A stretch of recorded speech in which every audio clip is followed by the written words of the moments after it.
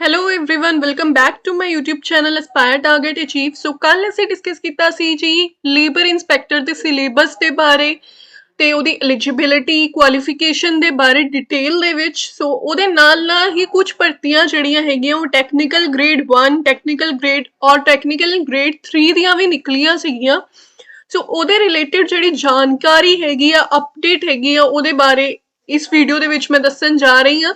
ਸੋ ਇਹਦੇ ਵਿੱਚ ਕੀ ਹੋਇਆ ਸੀ ਕਿ ਲੇਬਰ ਇੰਸਪੈਕਟਰ ਦੇ ਵਾਸਤੇ ਤਾਂ ਸਾਨੂੰ ਗ੍ਰੈਜੂਏਸ਼ਨ ਕੋਈ ਵੀ ਚੱਲੇਗੀ, ਉਹਦੀ ਐਲੀਜੀਬਿਲਿਟੀ ਇਹੀ ਹੈ ਕਿ ਕੋਈ ਵੀ ਗ੍ਰੈਜੂਏਟ ਹੋਣਾ ਚਾਹੀਦਾ ਬੰਦਾ। ਸੋ ਉਹ ਅਪਲਾਈ ਕਰ ਸਕਦਾ ਹੈ ਏਜ ਲਿਮਿਟ ਦੇ ਅੰਡਰ।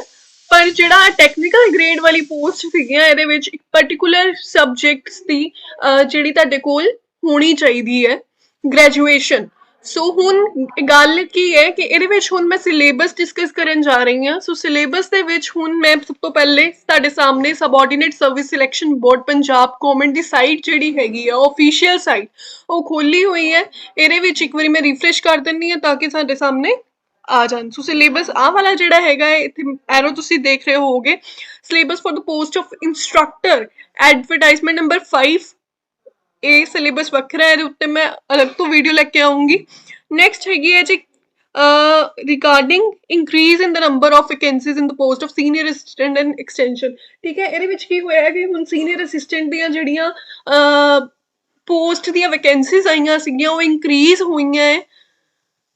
ਸੋ ਉਸ ਤੋਂ ਬਾਅਦ ਗੱਲ ਕਰਾਂਗੇ ਜੀ ਐਡਵਰਟਾਈਜ਼ਮੈਂਟ ਨੰਬਰ 2 ਤੇ ਚਲਦੇ labour inspector grade 1 technical grade ਔਰ ਟੈਕਨੀਕਲ ਆਫਿਸਰ ਔਰ ਟੈਕਨੀਕਲ ਗ੍ਰੇਡ 3 ਦੇ ਐਕਸਟੈਂਡ ਕੀਤੀ ਗਈ ਸੀ ਲਾਸਟ ਡੇਟ ਜਿਹੜਾ ਕਿ ਮੈਂ ਤੁਹਾਨੂੰ ਦੱਸਿਆ ਸੀਗਾ। ਹੁਣ ਲੇਬਰ ਇੰਸਪੈਕਟਰ ਦਾ ਸਿਲੇਬਸ ਤਾਂ ਅਸੀਂ ਡਿਸਕਸ ਕਰ ਲਿਆ, ਬਟ ਹੁਣ ਅਸੀਂ ਡਿਸਕਸ ਕਰਾਂਗੇ ਜੀ ਟੈਕਨੀਕਲ ਗ੍ਰੇਡ ਦਾ ਸਿਲੇਬਸ ਜਿਹੜਾ ਕਿ ਤੁਹਾਡੇ ਸਾਹਮਣੇ ਹੈ। ਠੀਕ ਹੈ, ਹੁਣ ਇੱਥੇ ਕੀ ਹੋਣਾ ਹੈ, ਇੱਥੇ ਸਾਰੇ ਐਸਪੀਰੈਂਟਸ ਨੂੰ ਦੱਸਿਆ ਗਿਆ ਹੈ ਕਿ ਜਿਹੜਾ ਐਡਵਰਟਾਈਜ਼ਮੈਂਟ ਨੰਬਰ 2 ਦੇ ਤਹਿਤ ਟੈਕਨੀਕਲ ਗ੍ਰੇਡ 1 ਟੈਕਨੀਕਲ ਆਫਿਸਰ ਔਰ ਟੈਕਨੀਕਲ ਗ੍ਰੇਡ 3 ਦੀ ਭਰਤੀਆਂ ਹੈਗੀਆਂ ਹੈ, ਉਹਦਾ ਜਿਹੜਾ ਐਗਜ਼ਾਮ ਕੰਡਕਟ ਹੋਣ ਜਾ ਰਿਹਾ ਉਹ ਹੋਏਗਾ ਜੀ MCQ based same S labour inspector. ਠੀਕ ਹੈ, ਸੇਮ ਐਗਜ਼ਾਮ ਉਸੇ ਤਰੀਕੇ ਦੇ ਨਾਲ 2 ਘੰਟੇ 30 ਮਿੰਟ ਦਾ ਡਿਊਰੇਸ਼ਨ ਹੋਏਗਾ, ਯਾਨੀ ਕਿ 1 ਘੰਟਾ 50 ਮਿੰਟ ਦਾ ਪੇਪਰ ਜਿਹੜਾ ਹੈ ਉਹ ਹੋਣ ਜਾ ਰਿਹਾ ਹੈ। ਐਗਜ਼ਾਮ 2 ਭਾਗਾਂ ਦੇ ਵਿੱਚ ਆਏਗਾ, 3 ਭਾਗਾਂ ਦੇ ਵਿੱਚ, ਪਾਰਟ A, ਪਾਰਟ B ਔਰ part C। So part A ਜਿਹੜਾ ਹੈ ਉਹ ਸੇਮ ਐਸ ਕੁਆਲੀਫਾਈਂਗ ਟੈਸਟ ਹੋਏਗਾ ਪੰਜਾਬੀ ਲੈਂਗੁਏਜ ਦਾ, ਜਿਹਦੇ ਵਿੱਚ ਤੁਹਾਨੂੰ 50% ਮਾਰਕਸ ਲੈ ਕੇ ਆਣੇ, ਯਾਨੀ ਕਿ 50 ਕੁਐਸਚਨਸ ਅਗਰ ਹੈਗੇ ਆ 1 ਮਾਰਕ ਈਚ 50 ਮਾਰਕਸ ਹੋਣਗੇ ਉਹਦੇ, ਤਾਂ ਤੁਹਾਨੂੰ 25 ਨੰਬਰਸ ਤੋਂ ਜ਼ਿਆਦਾ ਲੈ ਕੇ ਆਣੇ ਹੈ। 50% ਮਾਰਕਸ ਜਿਹੜੇ ਉਹ ਤੁਹਾਡੇ ਆਣੇ ਚਾਹੀਦੇ, ਤਾਂ ਹੀ ਤੁਹਾਡਾ ਪਾਰਟ B ਤੇ C ਜਿਹੜਾ ਹੈ ਉਹ ਗਿਣਿਆ ਜਾਏਗਾ। ਔਰ ਜਿਹੜਾ ਪਾਰਟ B ਤੇ C ਗਿਣਿਆ ਜਾਏਗਾ ਉਹਦੇ ਬੇਸਿਸ ਤੇ ਜਿਹੜੀ ਮੈਰਿਟ ਆਣੀ ਹੈ, ਸੋ ਉਹ ਸਭ ਕੁਝ ਡਿਪੈਂਡ ਕਰਦਾ ਹੈ ਪਾਰਟ A ਦੇ ਉੱਪਰ। ਸੋ ਪਾਰਟ A ਦੇ ਵਿੱਚ ਜਿਹੜੀ ਹੈ ਨੈਗੇਟਿਵ ਮਾਰਕਿੰਗ ਨਹੀਂ ਹੋਏਗੀ। ਸੋ ਤੁਸੀਂ ਅਗਰ 50 ਦੇ 50 ਵੀ ਅਟੈਂਪਟ ਕਰਦੇ ਹੋ ਤਾਂ ਫਿਰ ਤੁਹਾਨੂੰ ਜਿਹੜੇ ਤੁਸੀਂ ਗਲਤ ਅਟੈਂਪਟ ਕੀਤੇ ਉਹਦਾ ਕੋਈ ਨੁਕਸਾਨ ਨਹੀਂ ਹੋਏਗਾ, ਕਿਉਂਕਿ ਇਹਦੇ ਵਿੱਚ ਨੈਗੇਟਿਵ ਮਾਰਕਿੰਗ ਨਹੀਂ ਹੈ। ਬਸ ਤੁਹਾਨੂੰ ਇੱਕ ਧਿਆਨ 'ਚ ਰੱਖਣੀ ਹੈ ਗੱਲ ਕਿ ਜਿਹੜਾ ਪੰਜਾਬੀ ਲੈਂਗੁਏਜ ਦਾ ਟੈਸਟ ਹੈਗਾ ਹੈ ਉਹ ਥੋੜਾ ਜਿਹਾ ਕੰਪਲਿਕੇਟਡ ਜ਼ਰੂਰ ਹੁੰਦਾ ਹੈ, ਬਟ ਇੰਨਾ ਵੀ ਕੰਪਲਿਕੇਟਡ ਨਹੀਂ ਕਿ ਬੱਚੇ ਦੇ 50% ਮਾਰਕਸ ਨਾ ਆ ਸਕਣ। ਸੋ ਇਹਦੇ ਵਿੱਚ ਮੁਹਾਵਰੇ ਆਉਂਦੇ ਬਹੁਤ ਕੰਪਲਿਕੇਟਡ ਹੁੰਦੇ ਆ, ਅਖਾਣ ਬਹੁਤ ਕੰਪਲਿਕੇਟਡ ਹੁੰਦੇ ਆ, ਬਟ ਪੰਜਾਬੀ ਕਲਚਰ ਤੇ ਪੰਜਾਬੀ ਲੈਂਗੁਏਜ ਨੂੰ ਲੈ ਕੇ ਹੋਰ ਬਹੁਤ ਸਾਰੇ ਕੁਐਸਚਨਸ ਇਦਾਂ ਦੇ ਹੁੰਦੇ ਆ ਜਿਹਦੇ ਨਾਲ ਅਸੀਂ ਇਹ ਪਾਰਟ ਜਿਹੜਾ ਹੈ ਉਹ ਬੜੇ ਆਰਾਮ ਦੇ ਨਾਲ ਕਰ ਸਕਦੇ ਆ ਕਲੀਅਰ। ਠੀਕ ਹੈ, ਹੁਣ ਪਾਰਟ B ਤੇ C ਦੀ ਮੈਂ ਗੱਲ ਕਰਾਂਗੀ ਤਾਂ ਪਾਰਟ B ਤੇ C ਦੇ ਵਿੱਚ ਨੈਗੇਟਿਵ ਮਾਰਕਿੰਗ ਹੋਏਗੀ। ਠੀਕ ਹੈ, ਯਾਨੀ ਕਿ 0.25 ਮਾਰਕਸ ਜਿਹੜੇ ਉਹ ਤੁਹਾਡੇ ਹਰ ਕੁਐਸਚਨ ਦੇ ਗਲਤ ਹੋਣ ਤੇ ਡਿਡਕਟ ਹੁੰਦੇ ਜਾਣਗੇ। ਸੋ ਪਾਰਟ B ਦੇ ਵਿੱਚ ਸੇਮ ਜਿਹੜਾ ਪਾਰਟ B ਲੇਬਰ ਇੰਸਪੈਕਟਰ ਦਾ ਉਹੀ ਹੋਏਗਾ। ਕੁਐਸਚਨ ਜਨਰਲ ਨੌਲੇਜ ਤੋਂ ਪੁੱਛੇ ਜਾ ਸਕਦੇ ਆ, ਕਰੰਟ ਅਫੇਅਰਸ ਤੋਂ ਪੁੱਛੇ ਜਾ ਸਕਦੇ ਆ, Punjab history and culture, logical reasoning, mental ability, Punjabi, English ਔਰ ਕੰਪਿਊਟਰ। ਸੋ ਇਹ ਜਿਹੜੇ ਨੰਬਰ ਆਫ ਕੁਐਸਚਨਸ ਹੋਣਗੇ ਉਹ ਹੋਣਗੇ ਜੀ 40। ਠੀਕ ਹੈ, ਔਰ ਪਰ ਕੁਐਸਚਨ ਮਾਰਕਸ ਹੋਏਗਾ 1 ਮਾਰਕ। ਸੋ 40 ਕੁਐਸਚਨਸ ਨਹੀਂ ਤਾਂ 40 ਮਾਰਕਸ ਹੋਣਗੇ, MCQ ਬੇਸਡ ਹੋਣਗੇ।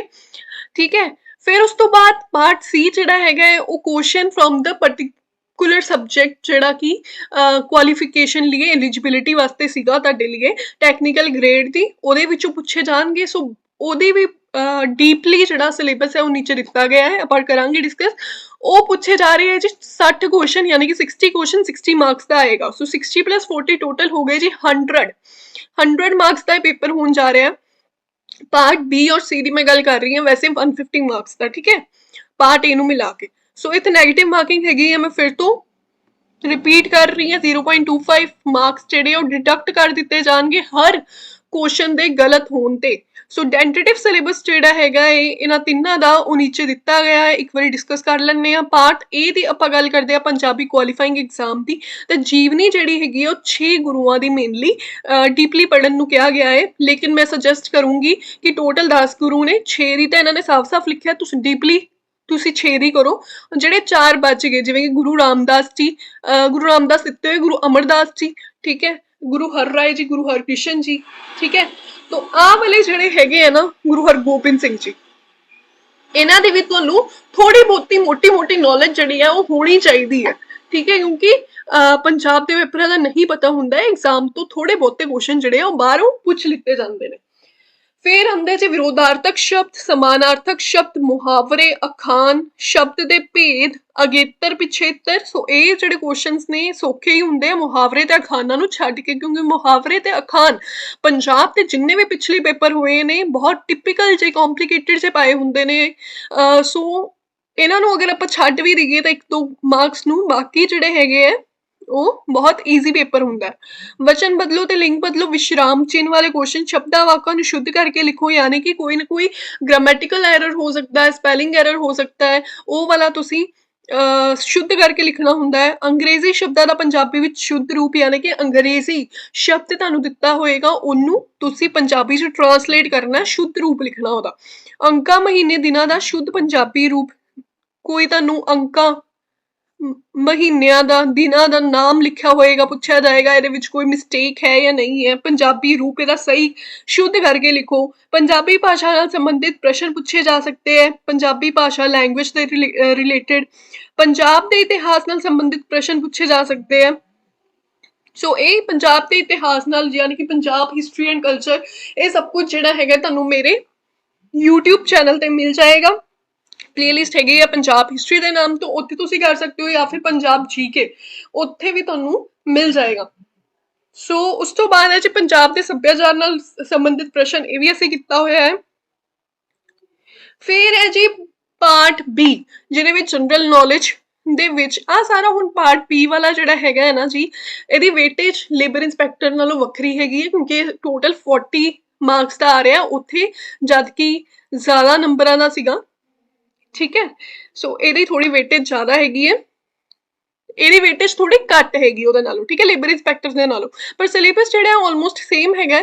ਸੋ ਇਹਦੇ ਵਿੱਚ ਜਿੰਨਾ ਵੀ ਸਿਲੇਬਸ ਹੈ, ਮੈਂ ਪੰਜਾਬ ਸੀਨੀਅਰ ਇੰਸਪੈਕਟਰ ਦਾ ਹੁਣੀ ਜਿਹੜਾ ਗਿਆ PSSB ਸੀਨੀਅਰ ਇੰਸਪੈਕਟਰ ਦਾ 28 ਜਨਵਰੀ ਨੂੰ ਪੇਪਰ ਜਿਹੜਾ ਹੋਇਆ ਹੈ, ਉਹਦਾ ਸਾਰਾ ਸਿਲੇਬਸ ਨਾਲ ਮਿਲਦਾ ਜੁਲਦਾ ਸਿਲੇਬਸ ਹੈਗਾ ਹੈ, ਤਾਂ ਮੈਂ ਉੱਥੇ ਕਰਵਾਇਆ ਹੋਇਆ ਹੈ। ਮੇਰੇ ਚੈਨਲ ਤੇ ਵਿਜ਼ਿਟ ਕਰੋਗੇ, ਉੱਥੇ ਪਲੇਲਿਸਟ ਹੋਏਗੀ ਜੀ PSSB ਸੀਨੀਅਰ ਅਸਿਸਟੈਂਟ ਕਮ ਇੰਸਪੈਕਟਰ ਦੇ ਨਾਮ ਤੋਂ, ਉਹ ਤੁਸੀਂ ਦੇਖ ਸਕਦੇ ਹੋ, ਹਰ ਤੁਹਾਨੂੰ ਮਿਲ ਜਾਏਗਾ ਉੱਥੇ।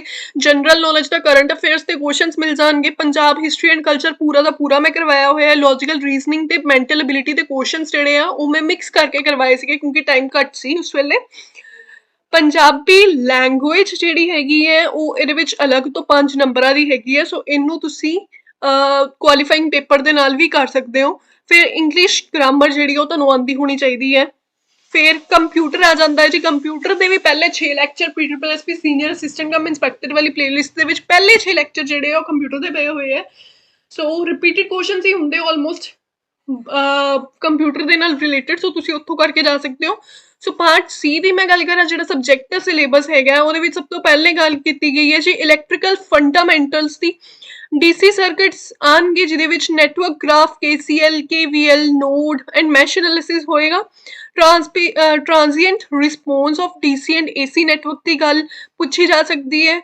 ਸਿਨੋਸੋਇਡਲ, steady state analysis, resource resonance, basic filters concept, ideal ਕਰੰਟੀਅਲ ਵੋਲਟੇਜ। ਸੋ ਇਹਦਾ ਤੁਸੀਂ ਸਕਰੀਨਸ਼ਾਟ ਲੈ ਲਓ, ਇਹਨਾਂ ਦੇ ਵਿੱਚੋਂ ਹੀ ਕੁਐਸਚਨ ਪੁੱਛੇ ਜਾ ਸਕਦੇ ਆ। ਥੋੜਾ ਬਹੁਤਾ ਤੁਹਾਨੂੰ ਲੱਗਦਾ ਹੈ ਕਿ ਇਹਦੇ ਨਾਲ ਰਿਲੇਟਡ ਕੋਈ ਟੌਪਿਕ ਛੁੱਟ ਰਿਹਾ ਤਾਂ ਪਲੀਜ਼ ਇੱਕ ਵਾਰੀ ਜ਼ਰੂਰ ਪੜ੍ਹ ਕੇ ਜਾਈਓ, ਮੋਟਾ ਪੜ੍ਹਿਓ ਚਾਹੇ, ਕਿਉਂਕਿ ਪੰਜਾਬ ਦੇ ਐਗਜ਼ਾਮਸ ਦੇ ਵਿੱਚ ਜ਼ਰੂਰੀ ਨਹੀਂ ਹੈ ਸਿਲੇਬਸ ਦੇ ਵਿੱਚੋਂ ਹੀ ਚੀਜ਼ ਆਵੇ, ठीक है, बाहरों भी पूछी जा सकती है। सो इलैक्ट्रिकल फंडामेंटल्स ਦੇ ਅੰਦਰ ਇਹ ਆ ਗਏ ACDC ਰਿਲੇਟਡ, ਟਰਾਂਸਫਾਰਮਰ ਰਿਲੇਟਡ। ਫਿਰ ਆਂਦਾ ਜੀ ਐਰੋਡਾਇਨਾਮਿਕਸ।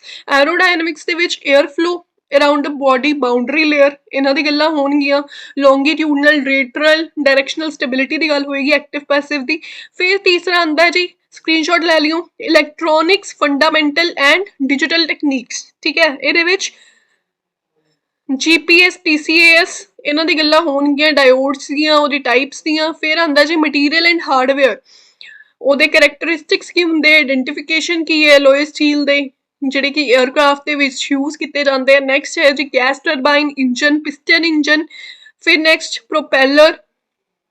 ਹੁਣ ਗੈਸ ਟਰਬਾਈਨ ਦੇ ਵਿੱਚ ਕੰਪਰੈਸਰਸ ਦੀ ਗੱਲ ਹੋ ਰਹੀ ਹੈ, ਇੰਜਨ ਕੰਸਟਰਕਸ਼ਨ ਕ੍ਰੈਂਕ ਕੇਸ ਦੀ ਗੱਲ ਹੋ ਰਹੀ ਹੈ। ਆਪਰੇਸ਼ਨਲ ਪ੍ਰਿੰਸੀਪਲ ਪੁੱਛੇ ਜਾ ਸਕਦੇ ਆ, 2 stroke, 4 stroke, auto, diesel, piston engine. So ਇਹ ਜਿਹੜੇ ਜਿਨ੍ਹਾਂ ਨੇ ਕੀਤਾ ਹੋਇਆ ਹੈ ਉਹ ਸਾਰੇ ਸਮਝ ਰਹੇ ਹੋਣੇ ਆ ਕਿ ਕੀ ਪੁੱਛਿਆ ਜਾ ਸਕਦਾ ਹੈ। ਇੰਸਟਰੂਮੈਂਟ ਐਨਾਲਿਸਿਸ ਹੋ ਸਕਦਾ ਹੈ, 에ਅਰਕ੍ਰਾਫਟ ਮੇਨਟੇਨੈਂਸ ਰਿਕੁਆਇਰਮੈਂਟ ਸੈਕਸ਼ਨ 2 ਦੇ ਬਾਰੇ। ਫਿਰ ਉਸ ਤੋਂ ਬਾਅਦ ਹਿਊਮਨ ਫੈਕਟਰਸ ਦੇ regarding human performance, limitation, vision, hearing, information processing. So ਇਹ ਜਿਹੜਾ ਹੈਗਾ ਇਹ ਸਾਰਾ ਦਾ ਸਾਰਾ ਸਿਲੇਬਸ ਹੈਗਾ ਤੁਹਾਡੇ ਸਾਹਮਣੇ, ਟੈਕਨੀਕਲ ਗ੍ਰੇਡ, ਟੈਕਨੀਕਲ ਆਫਿਸਰ ਦੇ ਰਿਲੇਟਡ। ਸੋ ਆਈ ਹੋਪ ਕਿ ਤੁਹਾਨੂੰ ਸਮਝ ਆਇਆ ਹੋਏਗਾ ਸਿਲੇਬਸ।